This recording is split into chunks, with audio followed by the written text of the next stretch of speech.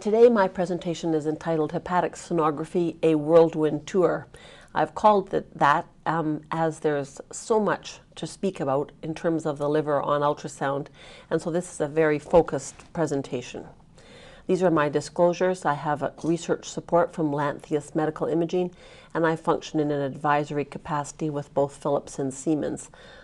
In this presentation, I'm also going to discuss the off-label use of Definity in the United States.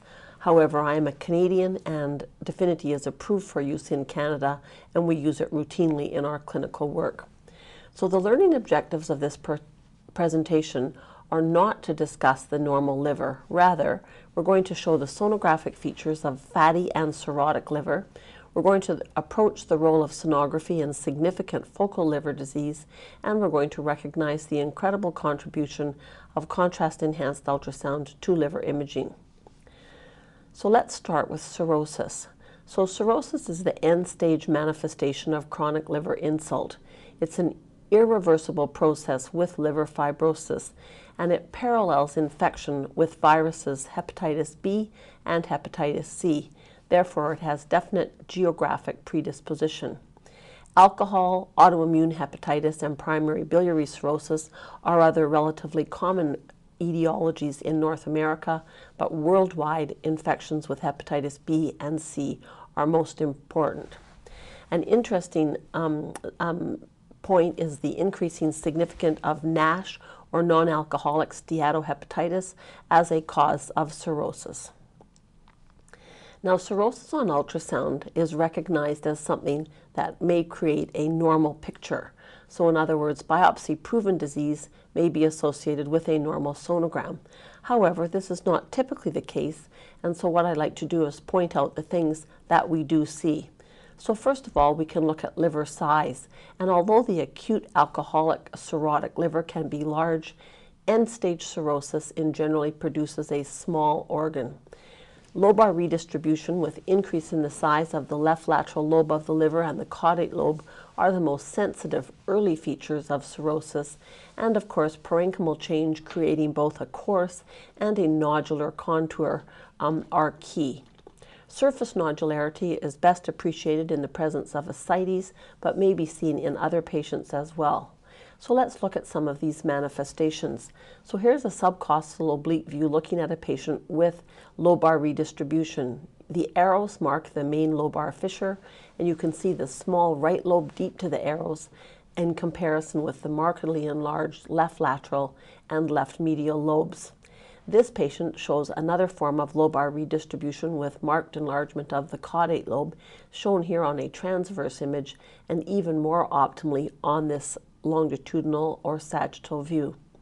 Now, parenchymal change is variable in cirrhosis and may consist of nodularity or coarsening of the parenchyma, as shown here and here and here. Although all of them have a different appearance, this coarsening would make us suspicious in all cases of the presence of cirrhosis. And on the third image, we can appreciate also the marked surface irregularity on the under aspect of the liver. Now, surface nodularity, as I commented, is best seen in patients with ascites, as here or here, and you can appreciate that it can create either small nodules or large surface irregularity. Now, other grayscale manifestations that we can see in patients with cirrhosis show, as here, with stricturing of the hepatic veins and color aliasing on color Doppler. Now, complications of cirrhosis include portal hypertension, and on sonography we can appreciate this with evidence of indirect signs, mainly including splenomegaly and ascites. In addition to that, the identification of splenoportal collaterals suggests underlying portal hypertension. So here's a patient where we can see on the sonogram a small and coarse liver with obvious surface nodularity and ascites. Now, when we look at the spleen, we can see that it is markedly enlarged. Looking at the splenic hilum, we can see a tortuous mass of vessels in the hilar region, and the addition of color Doppler proves that these are all vascular structures, in this case, venous varices. Identification of specific vessels is paralleled with the diagnosis of portal hypertension, including the left gastric vein, which runs off the cephalad border of the splenic vein, and of course the easily identified recanalized para-umbilical vein, shown here on a sagittal view.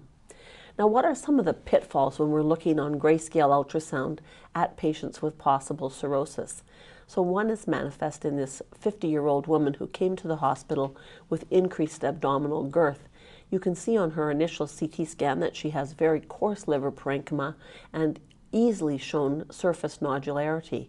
CT scan confirms this appearance, and on both ultrasound and initial CT scan, this patient was suspect to have cirrhosis.